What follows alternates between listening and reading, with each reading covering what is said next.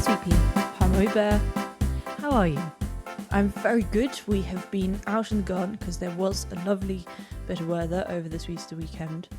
So we were able to get out in the garden, and as I like to say, thanks to Eleanor, we like to hoe in a good way.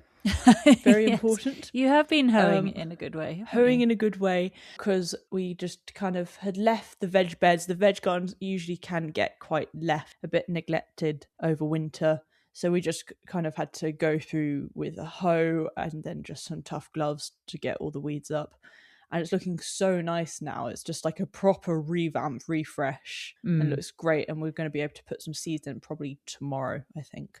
I think also we do leave it a bit because you put in some manure, green manure, didn't you? So we wanted to let that grow and let all those plants draw some nice nutrients into the bed. It was very good. Plenty of dead nettles around the Plenty place. of the purple dead nettles, which I saw Eddie Bailey from Rhizophilia. Mm-hmm. He was talking about how he had a patch of land that he had left and all these purple dead nettles came up, and he said how good and beneficial that is for your soil. So exactly. We had a lot of those in, very easy to pull up, and it's looking good now, isn't it? All ready for those seeds to go in. And the seedlings from our Farida style seed snails. Exactly, yes. Yeah, they're looking really great. There's some kind of pak choy that we've got, definitely needs to go out. And then some little lettuces as well. And we've made out our plan. I think a lot of gardeners do this. They kind of plan out their veg beds, right? The tomatoes are going to go in this Such one. an exciting time. Yeah, exactly. It's really quite fun. And we're basing our planting plan on something slightly different this year. So we're sort of taking into account the world situation. Yes. And so we're looking at more hearty veg, things that we can store for longer, that might see us through at least some of the winter months, things that are, full of good nutrition, not the fun things. So it was always fun to do aubergines, but we never got a good basket full of aubergines. We got a few for a few meals, and then that was that. Aubergine parmigiana galore. I think also with the sweet peppers. Yeah. And so we're using that space now to really go for it. So we want to get some courgettes that we can actually start storing, freezing. Yes, exactly. Same with all our root veg. So we're going for it with beetroot, carrots. We're also radishes over the potatoes, alla Monty, from this episode. Yeah, we're doing exactly what Monty's doing, actually. And then lots of protein crops, so beans and peas. We're going for it there again so that we can hopefully be storing a whole load. And then lots of squashes. Yes, we're really going to try on the squash front. Yeah. We're going two-pronged attack on the squashes. We are. The squash bed, and then we're doing part of the compost heap, aren't we? So we are. Going to put some in there and let them hopefully flourish. Yeah, exactly. And we're not doing cucumbers because they never quite give us, maybe we get like 5 max. We need armfuls from all our crops. And also nutritionally, cucumbers, delicious and I love it, but we need more nutrition. So we do. This is what I'm aiming for, Sweet Pea, is to ensure we've got nutrition. Tomatoes I'm going for because of all the vitamin C. So that'd be important because we might not be able to get lemons and things like that. And anthocyanin as well, you can get in the purple ones a lot. So there's a lot of good things that you can get in properly homegrown tomatoes because they have so much more in them. And that actually reminds me, we also have all our soft fruits which are starting to flower. Yes, they're looking good, aren't they? That's going to be great. Pleased about that. And we do have a crop load of beetroot and carrots to be pulling up now. So and we've been eating some of those raw and they have been incredible. So incredible. Really thinly sliced so that you can see the ring. Yes. It's incredible. Very, very nice. Yes. But in terms of flowers, tulips are going for it still. I have a whole load of photos which I'll put on the website. Also, a couple of weeks ago, I put on a picture of a scilla that we had, and I said I wasn't sure how it got there in our garden. Yeah, beautiful blue colour. Then I was rooting through Alla Olkhovska's chit chat. Alla is, of course, struggling along in the Ukraine. I mean, we worry about fuel prices going up here. One can't even begin to imagine how they're handling that, because she was already back then, I think it was October, she was already talking about how high the fuel prices were. So they're going to be, oh my gosh, all sorts of trouble. Yeah. So I was listening through her chit chat, and in that sweet pea, she talked about Scylla, and I don't know if you remember this, the Scylla siberica, and in the Ukraine, it's called a snowdrop because the first flower of the year is called a snowdrop, and they usually get fields, just swathes of the purple Scylla siberica. That was it. That's what we have in our garden. Oh, fantastic. Yeah, that comes straight back to me now. I remember that. Yeah. And I remember being so shocked that they would have fields of these beautiful blue scyllas.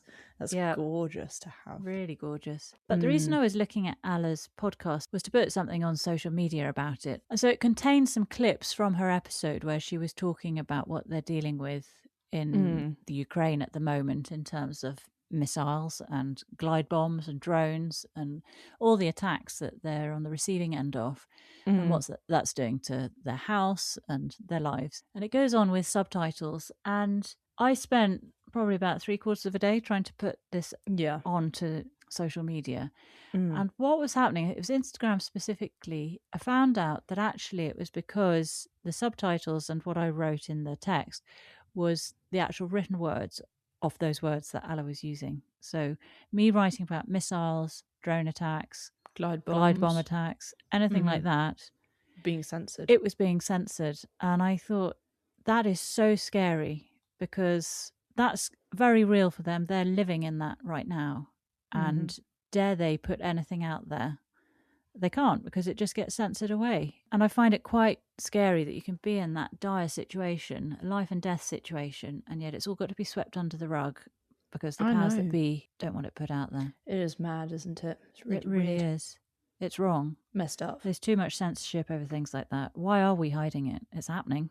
Why can't we talk about it? It's very blatantly there. Yeah. So I found that really, really upsetting, really frustrating for Alla and her family. Anyway, on to happier things. We had a bit of housekeeping from last week. We did. Sweet Pea, you were tasked with having a look at really quite an unusual one. I'm not sure it's a question that arises all that often, but we like to have a look at it. It's a very interesting one. It was whether we should drink our urine or drink cactus water if we had to survive in a desert. You know, I came across a web page on that, which is actually titled, "Please Can Everyone Stop Drinking Their Own Urine?" And that's a BBC webpage. I don't know if you came across it in your research. I didn't actually. Well, I'll send it over to you. Great. But I went down quite a rabbit hole with the facts and the figures, and there is a lot more to it than one would think. So actually it has become the plant fun fact of this week, because there is a whole lot more that I need to talk about. Oh, great stuff. It isn't just a simple yes or no answer. So I'm afraid that is we're going to talk about that in a little bit. As your plant fun fact. I look forward to that. Gosh, aren't you learning a lot from this podcast, Sweet Pea? I mean, I would like to say that now if I were to be trapped in a desert, I would know what to do. You'd know what to do, okay. Compared to others. I'd like to feel I can do that. Oh, well, I look forward to it. Well, a couple of the other pieces of housekeeping. One was, do pollinators get up high rises? Oh, yes. And then it dawned on me, you've got to think of all those roof terraces and, you know, the New York skyline with all their roof terraces, and you can have plants up there. Pollinators. So they must be getting up there. So apparently bees, butterflies, hoverflies, they do head up high-rise buildings and to rooftop gardens in cities in an urban scenario. Okay. And they've been seen going as high as the 14th story. And of course, another thing is we know that there are often rooftop beehives. Oh, of course. So they're setting up home up there, so they're going to be foraging around at that level. Okay. So that's good news for your tomato plants that you can have on your windowsill with the windows open. Just need to make sure those windows are open enough for them to get in. You're going to headbutt the window. Oh, no. Awful thought. Don't worry. Your windows aren't that clean. No. Another piece of housekeeping was Lance from Tomato Revolution. Last week, he talked about the long finish on a tomato, and we were both pondering what a long finish was on a tomato. Oh, yes. Whether it's like the taste, the aftertaste, or like I don't know, something tingling in your mouth. Well, Lance did kindly respond, and he said, when I say long finish, I mean a tomato finish that rings around your palate for over a minute, similar to Marmite, strong cheese, or fine wine. Only a few varieties have that intense long finish. Ooh, now I actually quite like that. I'd like to have a long So taste. you can understand what he means A by long finish, yes. Marmite definitely has a long finish. Yeah, it hangs around in the mouth, doesn't it? But would you say then onions have a long finish? Because that's a very long finish. Yeah. If you were to eat a raw onion, that wouldn't be finishing for days. Anyway, the final piece for housekeeping I have from last week was when we were wondering how Millie was holding her flowers in her arrangement. Oh, yes. And we wondered if she was using that pin thing, and we couldn't remember the name of it. No. And a couple of names. One is it's a frog, or a pin holder. Oh, yes, I have actually heard of. Yes, of course, it's called a frog. Now, another little section that I've just squirreled into this part, Sweet Pea, is a chit chat corner. Yes, the chit chat corner. Previous chit chat guests and what's going on in their world. Chit chat catch up. Yeah. Oh, I like that. Oh my gosh. That is should we good. go with that? Let's go with that. Chit chat catch up. Very nice. Okay. Well, two people I wanted to talk about this week. One I know you're going to be so pleased to hear about is Jeff Stonebanks. He's already prepping for his open garden that he does through the NGS, which is running from the 1st of June to 2nd of August. Okay. But what's the thing you think about most when you think about visiting Jeff's garden? Is the extraordinarily good cake that he provides. Amazing homemade cake. Usually he gives 3 options, and this year it's the walnut and coffee, which I think he does every year, the Victoria sponge, and a pineapple polenta cake. Ooh. So he's prepping them already and portioning them, and then they all go in the freezer, and then they're ready for 1st of June. Oh, wow, that's going to be amazing. But also Wayne Williams posted about 2 Ventnor horticultural apprenticeships, 2 vacancies that they have available at the moment at Ventnor Botanic Gardens, which should be an incredible experience. So I've put details of those jobs on our website. Great. If anyone's interested in that kind of work, heading down to the Isle of Wight, working at Ventnor, that'd be not a bad way to spend your time, would it? I mean, I'm even thinking, do I have time? Yes. Are you getting ideas now? I'm getting ideas. I think it's at £8 an hour. I think I read that right. £8 an hour. Oh, well, that's great for apprenticeship. Yeah. Well, you'll find the link on your website. Fab. All right. Are you ready for some No Way news? Yes. Let's go. Mine is about dentistry. Oh, cool. And it's to do with wisdom teeth stem cells. Do you know about this? I haven't heard enough about it, but I'm very interested about it. So apparently since 2003, it's been established that the dental pulp inside your wisdom teeth contains... Oh, you know this. You're nodding. I know about the dental pulp. Yeah, it contains versatile stem cells. Oh. And those cells are unique because they're derived from the neural crest, which I think is where the word wisdom tooth comes from. Okay. So they've got a natural predisposition to transforming into neurons or heart muscle cells. So what that means is they hold the potential to one day repair brain tissue if it's been damaged, or say from a stroke or whatever, or regenerate heart muscle after a cardiac event. So really key things that your wisdom teeth could sort out. That's quite sad because I don't have wisdom teeth. Yeah, but they'll come through. But they might not, because some people, they just don't ever get them. They might not come through, but they're always in you, aren't they? Oh, I thought they just weren't there sometimes for some people. Right. Well, don't have any cardiac events or neural Crikey. issues. But what it means is, so when your wisdom tooth's extracted, the stem cells die almost immediately. So to save them, the tooth needs to be harvested when alive, essentially. So you'd have to dig it out and then instantly sort of use specialized preservation for it. Yeah. And I think what they use is they freeze it, so cryopreservation. Is that what you were going to say? Yeah, freezing them is quite a good way. So this is a really interesting kind of medical insurance almost, biological insurance for, if you've got problems down the line, if you can keep wisdom teeth, because often wisdom teeth are whipped out, I think. Yeah. You can keep wisdom teeth in your head. Yeah. Then in the event of anything catastrophic like that, your dentist can gouge out one of your wisdom teeth and they can do something with the stem cells. That would be interesting. Have you got your wisdom teeth? I can't remember. I have.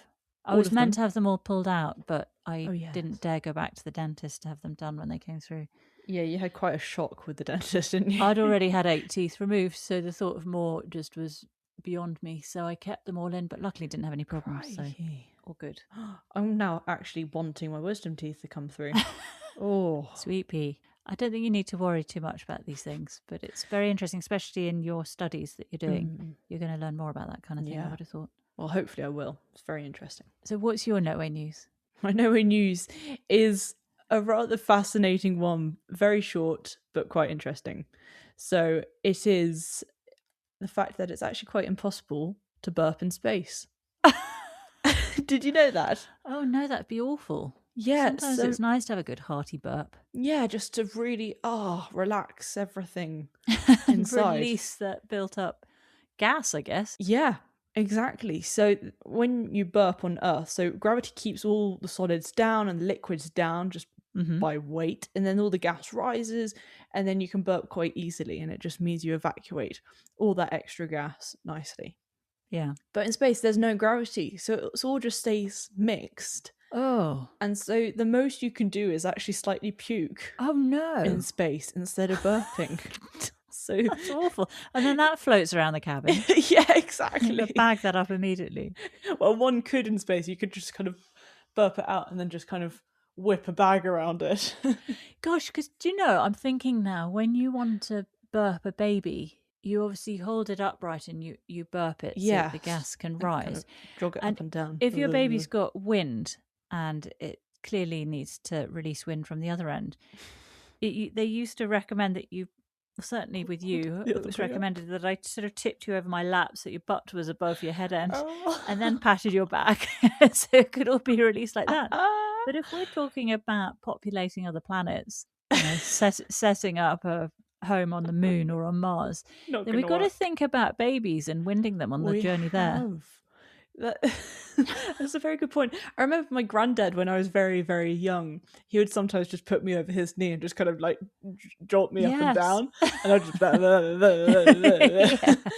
it was nice, but it was really nice, and I think it helped things just kind of just move around, get it all moving. So yeah, I don't know how they survive up in space. They wouldn't want to eat beans. Oh no beans up in space. No please. beans in space. And no Hobbses either with her crazy farts sometimes. Oh, sweet pea. So your plant fun fact. So the plant Tell all. Fun fact is a mix of urine and cactus. So it's quite... I went down such a rabbit hole with this information. Loads of different websites about all sorts of different things. And to be honest, I even went to ChatGPT and asked the simple question, should I drink my urine or drink cactus water if I had to survive in the desert? Yeah. And it came back with a fabulous response. So I'll start with the response from ChatGPT. And then there are lots of things to add to it, which I found elsewhere. So first of all, on drinking urine, first of all, mostly is made up of water, but also does contain a lot of waste salts, urea, which is really bad, and a lot of toxins, which your body is obviously trying to get rid of. That's why we urinate. And it can actually, by drinking it, increase dehydration over time. Oh, so you just get more and more shriveled up. Because I'm sure Bear Grylls is always talking about drinking your urine. Yes, well, I will actually get onto that. Oh, okay. Because I looked up about that bit. One can drink one's urine when one is already well hydrated. There won't really be too much of an effect on your body. But so there really isn't a need at that point, though. Yeah, there isn't. You're not going to do it for fun. No, but if, I don't know, if you were at some kind of frat party and someone made you drink your own urine, do not freak out. That's all I'm trying to say. Crikey, on that front. Sweetie. But it can also, so when you're stressed already because you're in a desert and you have no water, it's really bad idea is what I'm saying. And then it also can add so much strain on your kidneys. It can be a lot of repercussions on that. Okay, so don't do that. Yeah, but there are a few ways around it, which I found out. And then on the cactus water side, some cacti water is drinkable, and that I will get onto, but there are examples of, for example, the barrel cactus, which quite literally is in the shape of a barrel, so you will know what it looks like. Yeah. And the liquid from that can be really bitter and sometimes mildly toxic. It can cause nausea, diarrhea, and that, of course, worsens dehydration as well. Yeah. So it just that's goes no really good. bad. And also from the barrel cactus, there's kind of this milky sap. Beware of any milky sap, frankly. Whether Right. that's from euphorbias, from Figs, fig trees. figs. What are those kind of umbellifers, where they give you huge Oh, burns? with the wild parsnips, I get huge burns from those. Yeah, wild parsnips, and then also there's that huge one which grows, and you used to tell me about it as a kid. Oh, giant hogweed. Giant hogweed, that one. So really just any milky sap you do not want to touch. Anyways, so that's what it said on the cactus front. And I was like, okay, well, we're going to have a little look into this. And so then what will I do in the desert when I've got no water? Yeah, exactly. What will I do? So I need to find prickly pears. Prickly pears are the answer to most things in life. But prickly pears are fantastic. They are definitely your safest bet. Right. Anything else, you're most likely going to have a few problems with it, whether it's a psychedelic, that's possible. A lot of cacti we know from Martin, from Big Cactus Rescue. We talked a lot about psychedelic That's cacti. true, yes. Oh, you took me right back to that chit-chat. Yeah, exactly. So you want to be very aware of psychedelic cacti, ones that can give you diarrhea, all those kind of things. But prickly pears are fantastic. They have a lot of powerful health benefits in them, and they don't actually dehydrate you, and they will hydrate you. So they're absolutely great. So you want to use the pads and the fruit, which are edible and packed with loads of nutrients. The fruits are especially rich in nutrients like vitamin C, magnesium, taurine, antioxidants like betalains, and they're really, really good for just kind of recovery and overall health. So if you find one in the desert, go for the fruit of that. Eat it. Ideally, the fruit is what you really want to go for.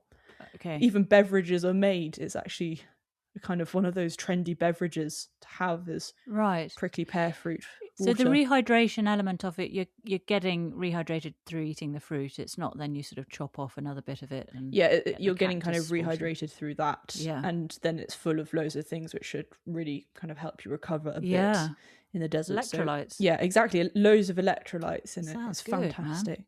So all good actually if you were doing the London Marathon. Exactly. Yes. And then people drink it as a day-to-day beverage.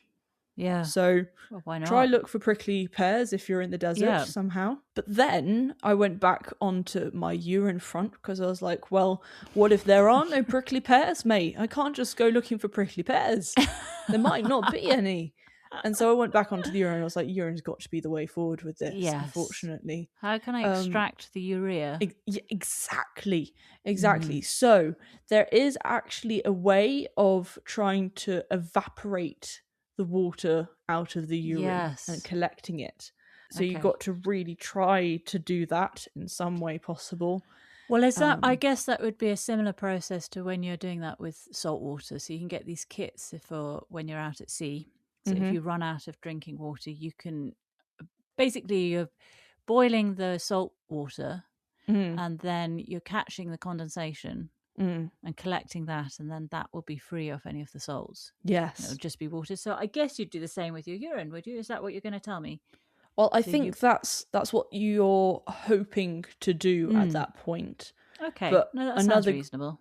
Another great way is trying to get any residue off plants kind of overnight. You want to do everything at night where things are just kind of cooling off and residue on leaves, and you want to try and get anything like that. That would be. Or if you have a sheet of polythene on you, say you've got a tarpaulin in your truck, you want to lay that at an angle. Create a gutter. We're going down a whole area that we really shouldn't because this is endless. I know, we're it is be endless. Here all day. I know. Well, I'll finish off quickly on the urine front because I'm sure it's not super interesting for everyone.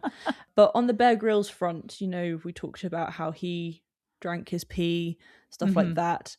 And then this is how I found out that it's not going to do too much to you because what happened was a lot of kids in the UK, after watching Bear Grylls Oh no. on TV, started drinking their own urine. Boys. It was boys, wasn't it? I'm sure it was boys.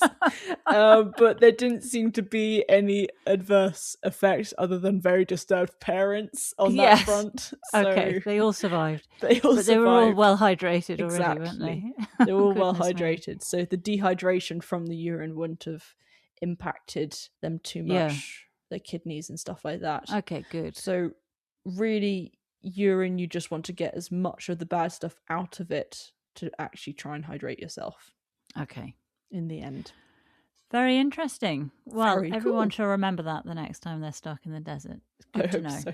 so. What did Sweet Pea say? Yes. They'll say to themselves.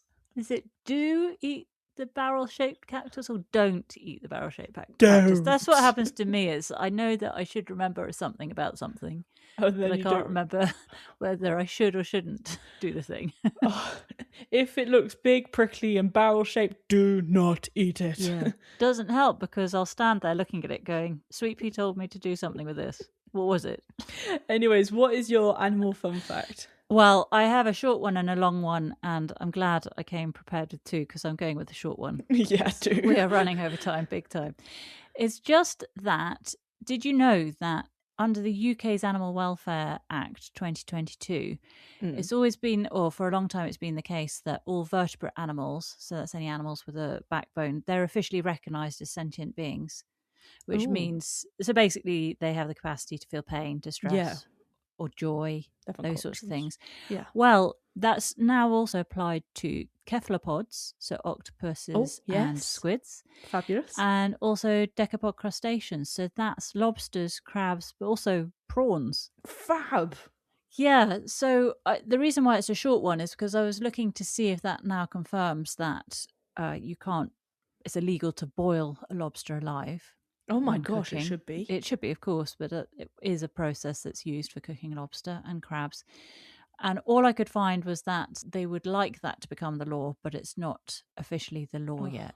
So they want to make it an offence, but still working on it. So I just thought that was interesting that we have cephalopods and decapod crustaceans included as well. I'm very happy to hear they'll that. expand and expand and expand the animal families that are included in that. All the way to ants. Well, we should get cracking with this episode of Gardener's World, Sweet Pea.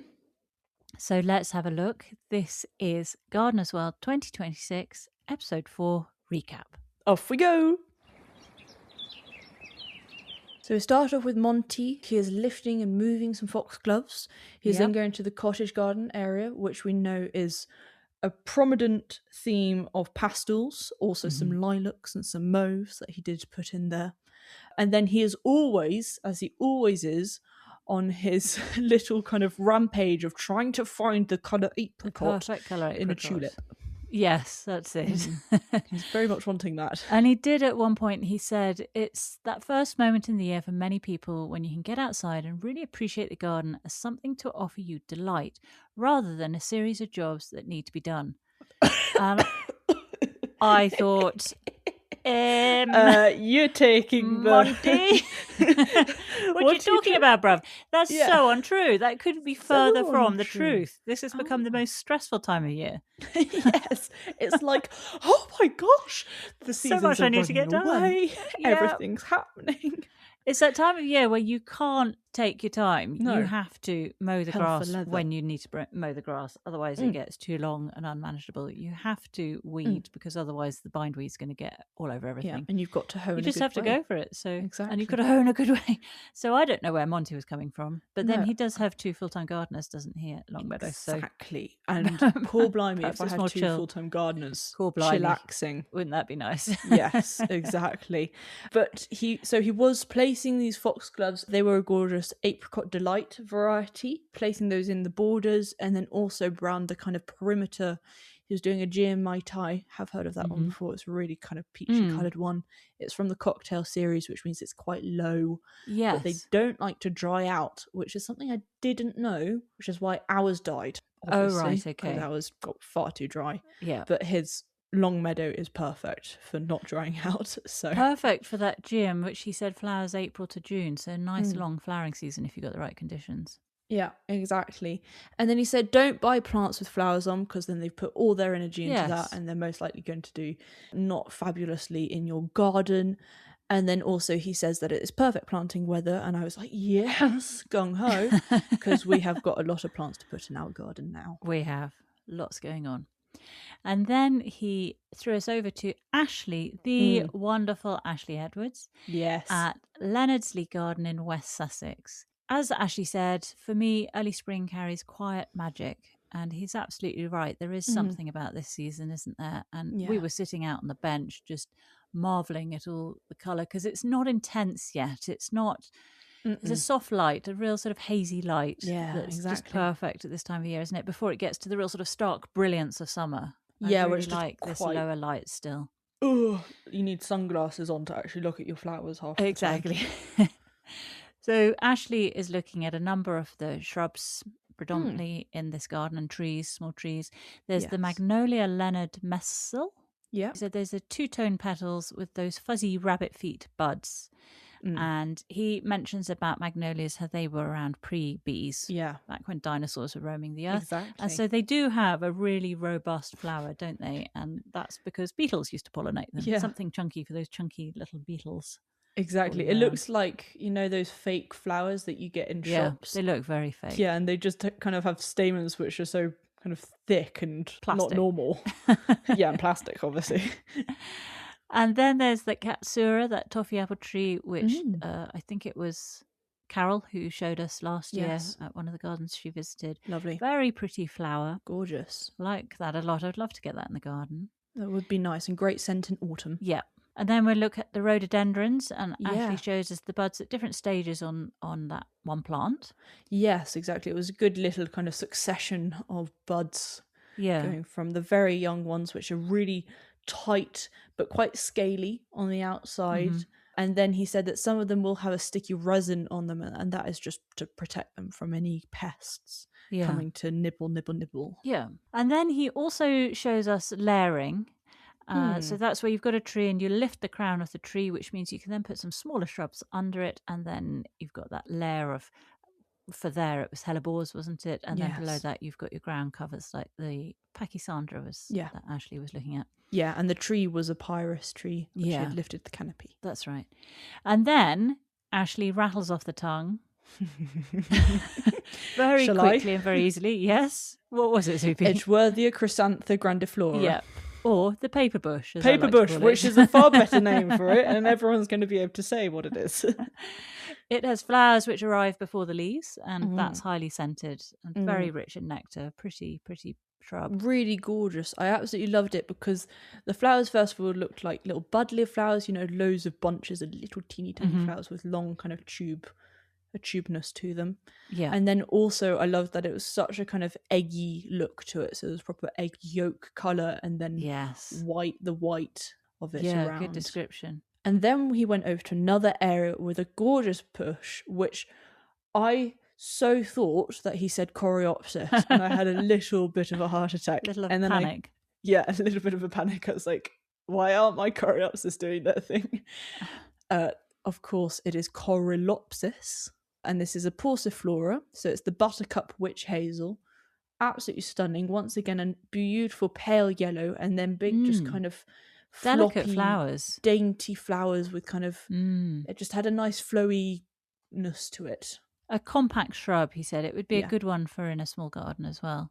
Exactly. And the best time to prune your spring flowering shrubs is straight after flowering, because they soon start to produce the growth that will have next year's flowers on it. And that's always the thing I'm struggling with, is knowing when to prune those shrubs. So straight after they've flowered, I'm going to get onto it. Exactly. How about those lakes, huh? As he wandered around them, weren't they stunning? I do love a body of water in a garden. I know. And then he said, but of course you can recreate this in your garden with a little basin. And I was thinking to myself, Ashley, I'm sorry, mate, but that's just not going to cut it for me. I'm going to need the lake. With no stretch of the imagination can you recreate that lake with a container. It's just not going to cut it for me. I'm sorry. Oh, but God loves a trier. I mean, all joking aside, it is always nice to have a body of water, even if it is a Really container, is. isn't it? I mean, our Yeah. pond, here we are laughing at that. Our pond is minuscule, it's about the size of a container. But we do still like to sit by it. And in fact, our pond, we thought had a bit of a leak in it, didn't we, the other day? Because we saw a water line, but actually it's because of that enormous frog that every time it jumps in, it washes all the water back and forth. That's how small our body of water is. It is crazy. And then finally, Ashley ponders, spring is such a short season, but that's what makes it special. It's a reminder to slow down, notice the changes, and really savour the season, because before you know it, it's past. Poof. Poof. And we need to be savouring it more, sweet pea, but I am very anxious about all the jobs we have to get done. So I know. Well, not this year, I don't think. Maybe not this year. Well, Llandeilo Gardens has got a very interesting and long history. So I'm not going to go through it all, but I did find some information on Sir Edmund Loder, who was apparently a very well-known plantsman, and he lived at Llandeilo for 30 years until his death in 1920. Okay. And during that period, over those 30 years, he completely transformed the estate by planting an extensive collection of rhododendron. Oh, yes. And he was a big plant collector, breeder and grower, and he developed hybrid rhododendrons, and he was crossing them between the rhododendron fortunei and the rhododendron griffithianum. No, griffithianum. It's such a tongue twister. Oh my gosh, it's awful.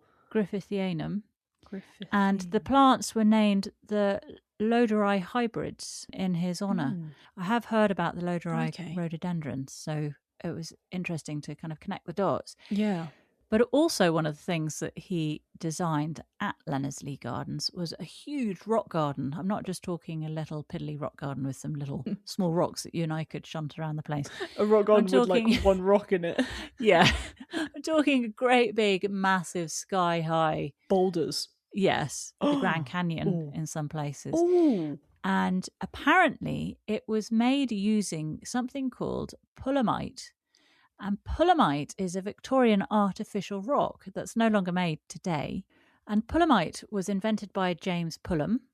Oh, yep. As I say, no longer made today. And the specific recipe died with him.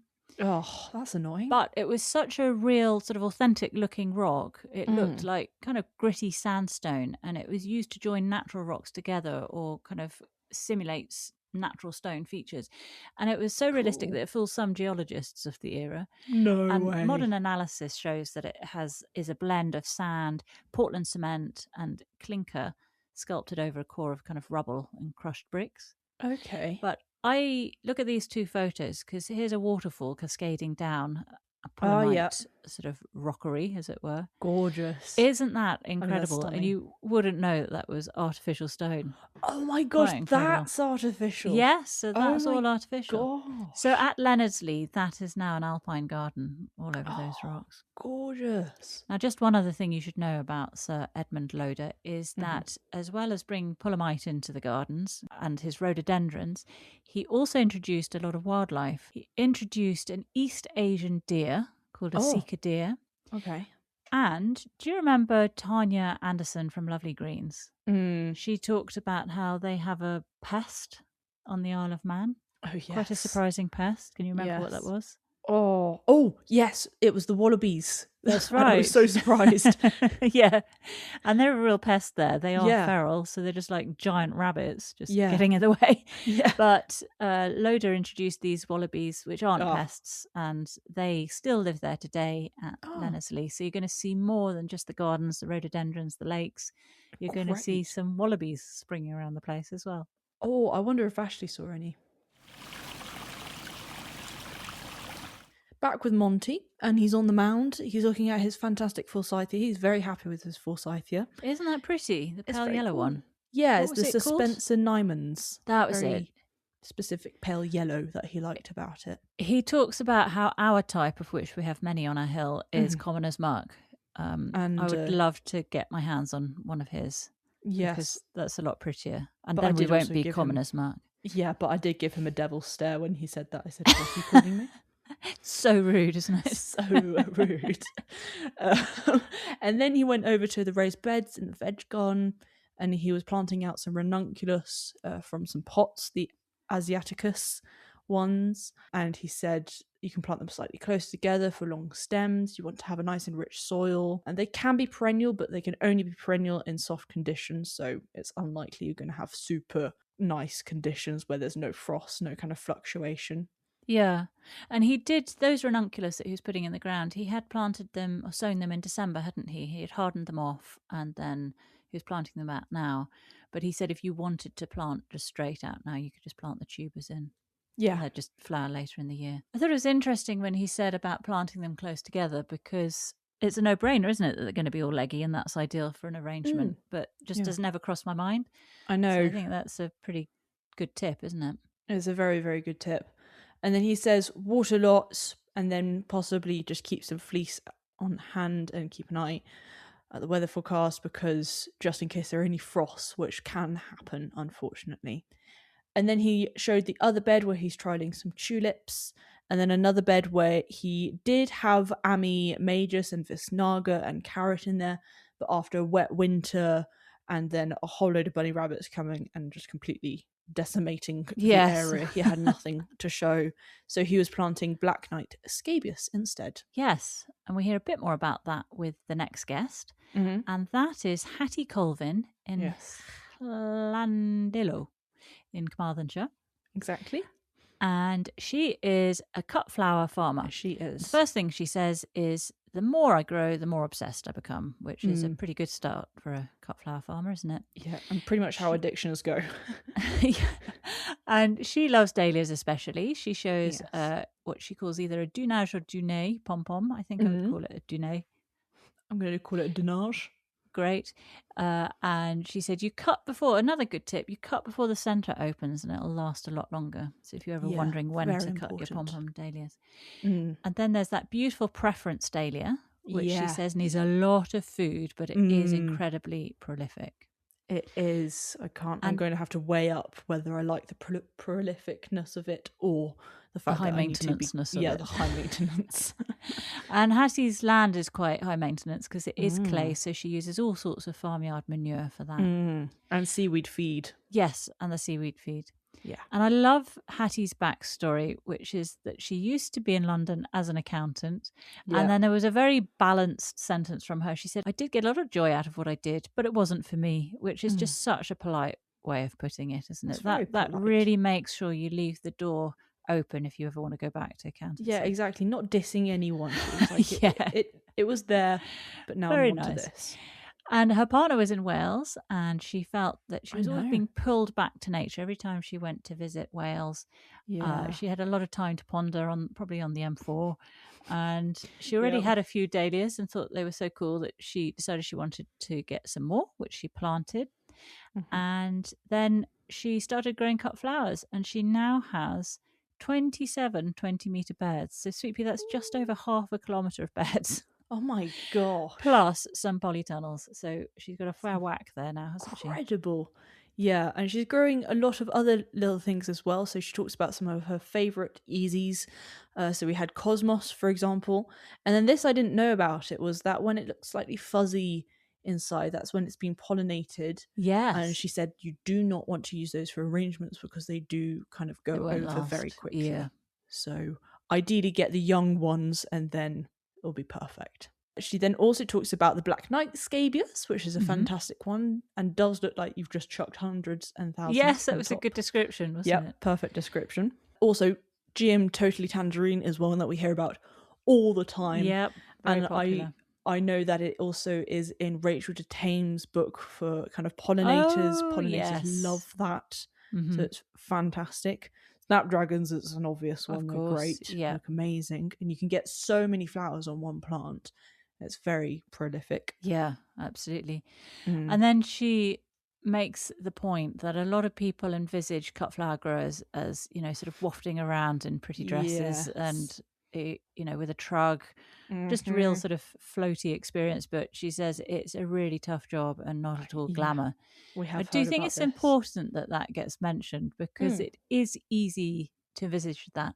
I remember when I was a mum at the school gate when you were younger, and there were Oh, all the other yes. very glamorous mums who looked very well put together compared to scruffy old me rocking up. You always looked lovely. And they were often a lot of them didn't work. They had, I guess they were, stay-at-home mums, and then they were often talking about ideas that they had for jobs. And many a time it was either I'm going to set up a little cake shop and make cupcakes. That was one option. And the other one was I'm going to grow cut flowers. Interesting. And Both. I wonder how far people got with that, because I think everything is a lot tougher than it appears. It's the proverbial swan, isn't it? It all looks lovely on the surface, and under the water, those feet are beating away. It reminds me a bit of one of the mums. She wanted to set up a bakery. Yes, but she was working though. Yeah. She was a lawyer, so she was really quite high up in what she was doing. So she was looking to de-stress by, and I think probably setting up a bakery would be a lot less stressful than being a lawyer. Probably would, but at the same time, a bakery is no easy thing to not do. Easy. You were up at crazy hours making sure that bread is proving and all sorts. So, and I imagine it's very hot all the time as well. It's going to be steamy. Well, then Hattie at the end puts together a beautiful bunch of flowers, and it was in such soft pastels, wasn't it? It was incredibly beautiful. It was so delicate and really, I really liked it. There wasn't just kind of colours and just kind of like. That's how I do it. All the colours in the go. Yeah. Which can work, of course, but she added lots of other things which one would just see in the garden and think, oh, that's nice. So like scented pelargonium leaves and lemon basil and pennycress thalaspi. Yes. Well, it's interesting you say that, because Hattie has the Dahlia Wood. That's how her cut flower business, the Dahlia Wood Ltd, more accurately. And last week, Millie described her style as bucolic, pastoral, and a little bit wild. And this week, Hattie's description is whimsical, romantic, and a little bit wild. So they both are adding that little injection of a little bit wild.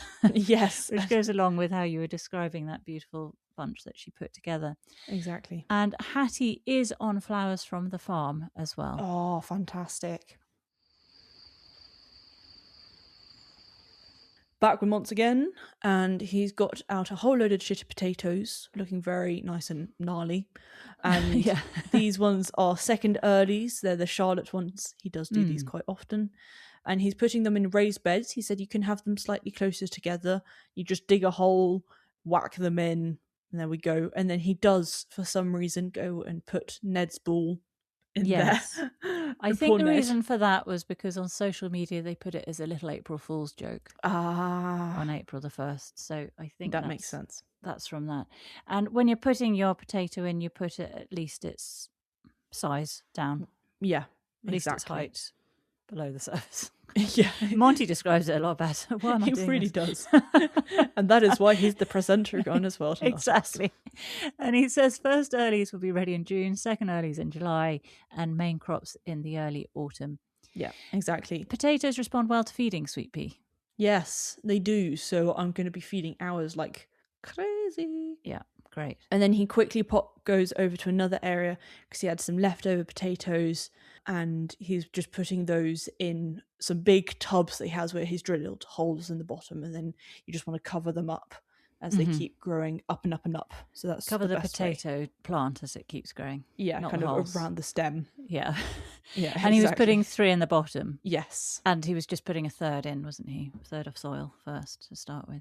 Yeah. And just something on the potatoes that were in the beds. He was also putting radishes on top because he said that they're a quick crop and they'll be ready to harvest just before the potato foliage starts shading them out. And it's precisely what we're planning to do, isn't it? We're taking a leaf from Monty's book this year. We are. Then we meet Tom Stimpson in Ely in Cambridge.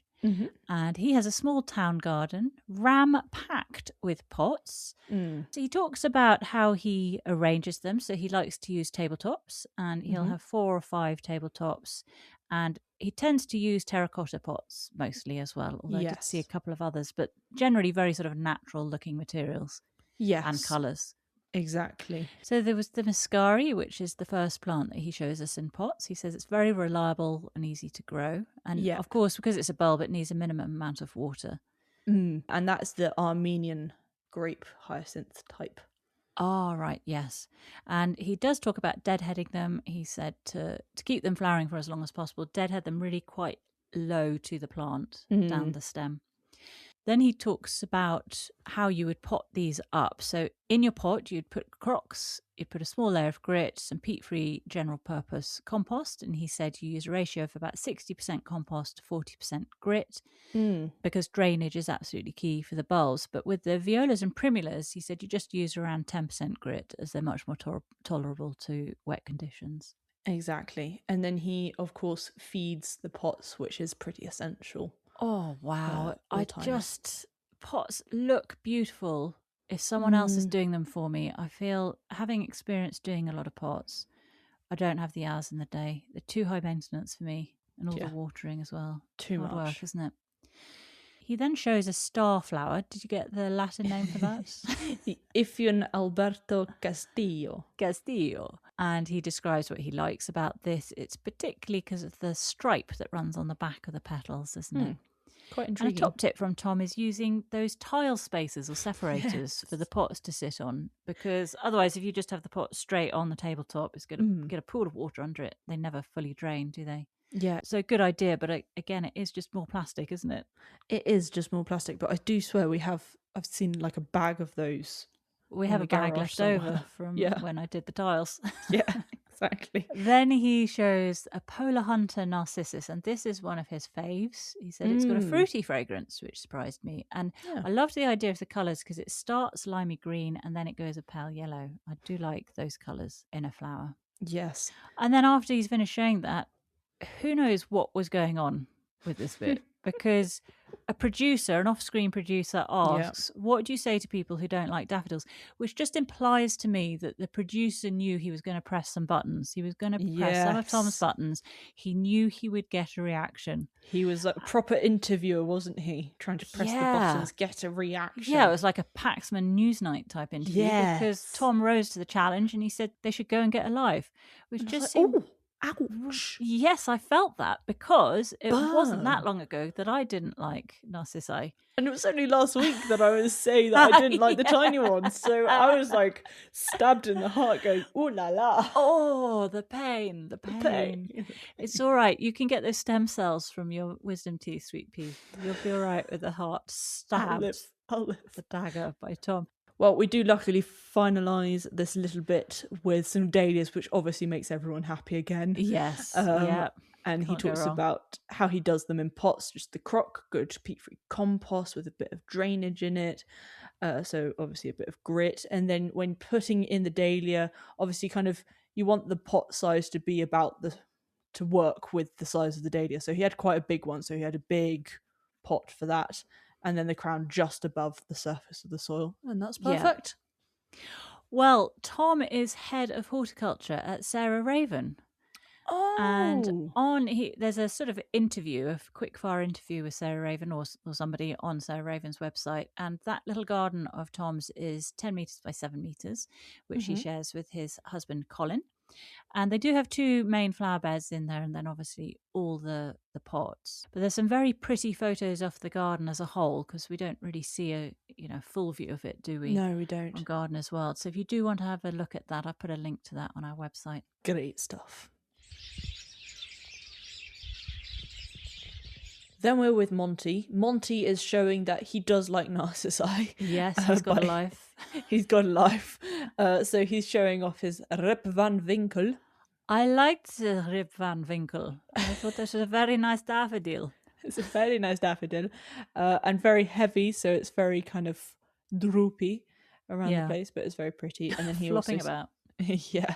And then he also has some bay and some rosemary and some ferns. Well, wait, don't just pass through that quickly because I particularly liked his standard bay in the pot with the sprawling rosemary underneath. Yeah. Okay, Didn't that finish that pot off beautifully? And it is something I've always thought when you've got those, because I bought your uncle and uncle's wife, what's that? Her aunt. Come on now. I'm so tired. I've had a heck of a day. You have had the words out. But I bought your aunt and uncle a bay tree, a standard bay tree, 2 of them, in fact, for their London garden. And although they sent photos of it, I thought it looked nice. It's not wouldn't work in our garden, but it looked very No. nice. Yeah. But I did think, just doesn't. Well, how do you finish that off? And I do think that sprawling rosemary really, really works, doesn't it? Yeah, absolutely perfect. Very nice combo. And then he quickly goes over to his yew cuttings area, which is instead of the soft fruit. And so he has put all these yew cuttings in. And then he was just kind of planting them up because they were just in kind of big plastic sacks, which is all right when they're just kind of a cutting. But when you want them to actually start growing vigorously, so you can start putting them more, he was putting them into big kind of tubs/pots with a nice kind of compost. And then he was just trimming them to create some shapes. So one was, balls mainly. So one was just a stick with a ball on the end. Another one was just a ball. So I don't think anything more needs to be said. Balls tells you everything you need to know. Says it all. Yep, exactly. Well, then we meet the Driscoll family in Cheshire. We do. This is a Your Garden section. I loved this. This was probably my Very favourite sweet. garden of all the gardens on this episode. This was Owen, Emily and Leo in Macclesfield. And they are showing their 10 metre by 5 metre enclosed garden with big tall fences around. And the first thing that struck me about the garden was loads of colour and loads of insects. And frankly, what more do you want in a garden? Exactly. When a garden's buzzing with insects, I feel you've made it. That's, my job here is done. If there aren't any insects in the garden, then it's just missing something for me. It doesn't quite feel like there's life, does it? Yeah, it's not quite a garden. You can sit in it as much as you want, but it won't feel the presence. I want something buzzing past my ear at high speed. Exactly. Well, the Driscolls have a little wildlife pond. They do. And they have lots of wildlife as well coming into the garden. They have mice. There were some shots of some hummingbird hawk moths. There was a frog trying to escape up the fence. Yeah, it's like, oh la la. But they did say they had no hedgehogs. And then I loved how they filmed and narrated this bit. I think it was possibly Emily who narrated. And gosh, she's got a career there, I think, because I was on the edge of my seat. She talked about how they one night spotted on their security camera a hedgehog running past at high speed. It was really high speed. It was like, don't look at me, don't look at me, don't look at me. Yes. And then, she put in some real suspense. Would they be able to get this into their garden? So Dad made an opening in the fence. Yes. And then they spotted a hedgehog rustling around with what looked like twigs in its mouth. It was the cutest thing, wasn't it? Very industrious. Yeah. And they realised they had hedgehogs building a nest in their garden. How incredibly exciting. I mean, that would be amazing. I'd love to see hedgehogs in ours. Yeah, I would as well. I don't think we've ever seen them, have we? Badgers, sure. Yeah, we've seen the badgers. And so they put out some food and water in a little sort of cat-proof box. And then they saw baby hoglets. Oh my gosh. How thrilled would you be at that point? Yeah. Well, this was just a beautiful segment, and I wanted to hear and find out so much more about the Driscoll family, but sadly I have absolutely nothing. But Monty does say how hedgehogs are nocturnal. So a hedgehog, if you see a hedgehog out during the day, it's an indication of a stressed hedgehog. But mother hedgehogs will venture out during the day looking for food and water. So if it's not a stressed hedgehog out in the day, then it's good news because you've got a mummy hedgehog running about the place. Very good.